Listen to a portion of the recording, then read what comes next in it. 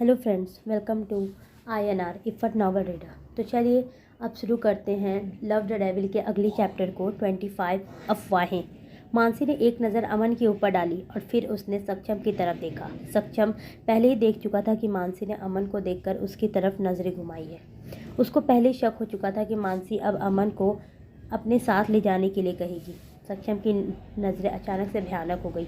अगर इस लड़की ने अमन को साथ ले जाने के लिए कहा तो मैं इसे अभी के अभी गोली से मार दूंगा। सक्षम ने यह मन ही मन कहा। तभी मानसी बोली, मुझे नहीं पता कि किसको साथ ले जाना चाहिए, तुम खुद ही बताओ कि मैं किसको अपने साथ लेकर जाऊं। जैसे सक्षम ने मानसी की बात सुनी तो उसका गुस्सा एकदम से हल्का हो गया, जो उसकी आंखों में भी अभी तक नज़र आ रहा था। उसने उस सब बॉडीगार्ड्स को एक नज़र देखा। उनमें से एक बॉडीगार्ड जिसका नाम मन था उसको आगे बुलाया। सक्षम ने मानसी की तरफ देखते हुए कहा, ये तुम्हारे साथ जाएगा। मानसी ने अपनी गर्दन हाँ में ही हिला दी, क्योंकि उसके पास इसके अलावा कोई और ऑप्शन नहीं था। उसके बाद वो अपने अपनी जगह निकल गई। सक्षम अपने ऑफिस के लिए और मानसी कॉलेज के लिए, और वहीं अमन शुक्र मना रहा था कि आज उसकी वो जान बच गई, क्योंकि जिस तरह से सक्षम उसको देख रहा था उसको ऐसा महसूस हो रहा था कि आज उसका बचना नामुमकिन है। मानसी जैसे ही कॉलेज पहुंची और कार से बाहर आई, उसको जब आसपास बड़े खड़े हुए कॉलेज के स्टूडेंट ने इतनी महंगी कार से उतरते हुए देखा तो उसके बारे में चुगली करते हुए कहा, देखो जरा कैसे महारानी इतनी महंगी कार से उतर रही है, मुझे तो ये पहले से ही कुछ ठीक नहीं लगती थी। फिर एक और ने कहा, हाँ, और मुझे लगता है कि इसने कोई अमीर बुढ़ा फंसाया है। एक दूसरे ग्रुप में 3 लड़कियां वहीं पास में खड़ी हुई थी। उनमें से एक ने कहा, मानसी की तो किस्मत खुल गई, यही तो फ़ायदा होता है सुंदर दिखने का। उस लड़की की बात सुनकर दूसरी बोली, हाँ तुम सही कह रही हो, लेकिन ऐसे ऐश्वर्य और आराम का भी क्या फ़ायदा जिसमें आपको एक बूढ़े के साथ अपनी पूरी ज़िंदगी गुजारनी पड़े। उसकी बात का जवाब देते हुए उनकी तीसरी सहेली ने कहा, अरे तुम क्या जानो इन लड़कियों के दिमाग की बातें। उसने अमीर बूढ़े इसलिए फंसाया है क्योंकि वो जल्दी ही मर जाएगा और फिर वो अकेले उसकी दौलत की मालकिन होगी। लगती तो काफ़ी शरीफ थी, लेकिन आजकल किसी का पता नहीं चलता कि कौन कब लालच में आ जाए। वो सब मानसी के बारे में अनाप शनाप बातें किए जा रहे थे। वहीं कुछ दूर पर खड़ी तनु और स्नेहा भी ये सब बातें सुन रही थी। उन्हें काफ़ी बुरा लग रहा था। स्नेहा तो उन लड़कियों का मुंह तोड़ने जाने वाली थी कि तनु ने उसका हाथ पकड़ लिया और कहा, स्नेहा तुम ये क्या करने जा रही हो, तुम किस किस का मुँह तोड़ोगी। हमने ये बात अच्छे से जानते हैं कि मानसी ऐसी नहीं है, इसलिए हमें उन सब की बातों को इग्नोर करना चाहिए। मानसी खुद ही कार से उतर गई। उसके कार से उतरते ही मन भी जल्दी से कार से उतर गया। उसने मानसी से बड़े पोलाइटली होकर कहा, मैडम आपको ये काम खुद नहीं करना है, मैं आपके लिए दरवाज़ा खोलूँगा। अगर सक्षम सर को यह पता चल गया कि आपने खुद से दरवाज़ा खोला तो वो मुझे मार देंगे। मन ने सर झुकाए हुए कहा। तो मानसी को हैरानी हुई, क्या वो इतना खूंखार है। मानसी ने मन ही मन सोचा और फिर मानसी ने कहा, देखो मैं अपना काम खुद कर सकती हूँ, ये मुझे बिल्कुल पसंद नहीं कि कोई मेरा काम करे जब तक मैं ना कहूँ। और सबसे बड़ी बात, तुम कॉलेज में मेरे साथ साथ नहीं आओगे, तुम यही कार के पास मेरा इंतज़ार करना। मानसी की बात सुनने के बाद मन का चेहरा गहरा गया।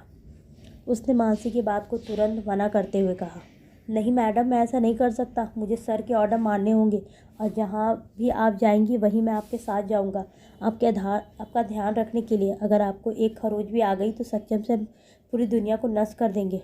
मन की ऐसी बातें सुनकर मानसी का मन हो रहा था कि वो अपना सर कार में पटक पटक कर मार दे। वो इस बेवकूफ़ को कैसे समझाए कि सक्षम को उससे इतना भी प्यार नहीं कि वो उसके लिए पूरी दुनिया नष्ट कर दे। गुस्से से उबलते हुए मानसी ने मन में को देखा और फिर कहा, देखो मन, अगर तू मेरे पीछे पीछे आए मैं खुद से ही अपने आप को मार दूंगी और फिर सारा इल्ज़ाम तुम्हारे ऊपर डाल दूंगी।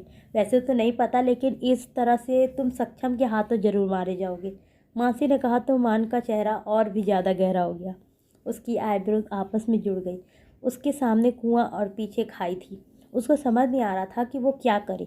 उसने दोबारा से मानसी की बात का जवाब देते हुए कहा, ठीक है मैम, मैं आपसे दूर रहूँगा, लेकिन आपको दूर से ही ऑब्जर्व करूँगा। मानसी मन के साथ लड़ाई कर करके थक चुकी थी, इसलिए उसने हारते हुए कहा, ठीक है, लेकिन दूर से ही। इतना कहकर वो वहाँ से तनु और स्नेहा के पास आ गई। पहले वहाँ पर खड़े लोगों ने सिर्फ मानसी को कार से उतरते हुए देखा था, लेकिन जैसे उस कार से काले कपड़े पहने हुए एक हैंडसम लड़का बाहर आया तो सब उसे देखकर हैरान हो गए। मानसी के पीछे पीछे बातें करनी शुरू कर दी, देखो जरा, क्या ये लड़का मानसी का बॉयफ्रेंड है। या बॉडीगार्ड? एक लड़की बोली तो दूसरी ने कहा, नहीं बॉयफ्रेंड तो नहीं हो सकता, क्योंकि बॉयफ्रेंड होता तो ड्राइवर के साथ नहीं पीछे बैठा हुआ होता मानसी के साथ। ये डेफिनेटली उसका बॉडीगार्ड है। वाह यार, इसका बॉडीगार्ड तो कितना ज़्यादा सुंदर है। मुझे तो ऐसा लगता है कि मानसी इसके साथ ही फंसी हुई है, वो बस नाम के लिए उस बूढ़े के साथ है।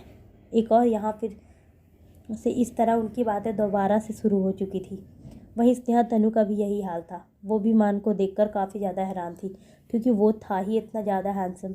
जैसे ही मानसी उन सब दोनों के साथ पहुंची, स्नेहा ने हैरानी के साथ कहा, यार मानसी, तुम्हारे साथ जो बॉडीगार्ड आया है वो तो काफ़ी ज़्यादा हैंडसम है। क्या बात, तुम काफ़ी ज़्यादा लकी हो जो तुम्हें इतने हैंडसम बॉडीगार्ड फॉलो कर रहे हैं। लेकिन तन्नू को उस बॉडीगार्ड से ज़्यादा फ़र्क नहीं पड़ रहा था। उसको बस ये लग कि वो काफ़ी ज़्यादा हैंडसम है। उसके बाद उसने उसके ऊपर कोई ध्यान नहीं दिया और मानसी की तरफ देखकर कहा, यार मानसी, वो सब तो ठीक है, लेकिन तुम्हारे बारे में कॉलेज में सब तरफ अजब अजीब बातें हो रही हैं। तनु की बात सुनकर स्नेहा भी मान को भूल गई और तनु की बात का जवाब देते हुए कहा, हाँ हाँ मानसी, देखो ज़रा ये सब तुम्हें कैसे देख रहे हैं। मेरा ऐसा मन कर रहा है ना कि इनका मुंह तोड़ दूँ, स्नेहा ने चिढ़ते हुए कहा। तो मानसी ने उसकी बात का जवाब दिया, अरे कोई बात नहीं, मुझे इन सब से कोई फ़र्क नहीं पड़ता। मुझे सिर्फ तुम दोनों से मतलब है। बाकी सब भाड़ में जाए, जिसको जो सोचना है सोचे। वैसे भी इनके सोचने से क्या होता है, मुझे बस अपनी स्टडी पर फोकस करना है। हमारे फाइनल्स के एग्ज़ाम भी तो बस आने ही वाले हैं। हाँ, ये भी तुम सही कह रही हो। तनु और स्नेहा ने भी मानसी की बात पर गर्दन हिलाई और उसके बाद वो तीनों कॉलेज के अंदर चले गए। स्नेहा और तनु की पहली क्लास मानसी से अलग थी, इसलिए वो दोनों अपनी क्लास में और मानसी अपनी क्लास में गई। जैसे ही मानसी अंदर अपने क्लासरूम में एंटर हुई तो उसने यश को वहाँ बैठा हुआ देखा। यश का चेहरा मुरझाया हुआ था और वो मानसी को ही दूर घूर घूर कर देख रहा था। लेकिन मानसी ने उसे पूरी तरह से इग्नोर किया और अपने लिए एक जगह ढूंढकर वहाँ बैठ गई। क्लास खत्म होने के बाद मानसी को डर था कि यश उसके पास आएगा, इसलिए वो जल्दी ही क्लास से निकल गई। उसको खुद से दूर भागते हुए देखकर यश की मुट्ठियाँ आपस में गुस्से से बंद हो गईं और उसने मन ही मन कहा, कब तक भागोगी मुझसे, एक दिन तो तुम्हें मेरे पास ही आना होगा। मानसी क्लास से बाहर आते ही सीधे स्नेहा तनु के पास गई। वो दोनों कैंटीन में ही उसका इंतज़ार कर रही थी। उन्होंने पहले ही डिसाइड कर लिया था कि जब उनकी क्लासेस ख़त्म हो जाएंगी तो वो कैंटीन में ही मिलेंगी। उन्होंने कुछ खाने के लिए ऑर्डर किया और उसके बाद अपनी अपनी बातें करने लगी। लेकिन अचानक से ही तनु की नज़रें अपने से कुछ दूर खड़े इंसान पर गई। वो मन था जो उनकी ही तरफ देख रहा था। इतने में ही मानसी पानी की बोतल लेने के लिए उठी तो मन भी उनके पीछे पीछे चल गया और जहाँ से मानसी पानी की बोतल ले रही थी वहीं पर कुछ दूरी पर मन खड़ा हो गया।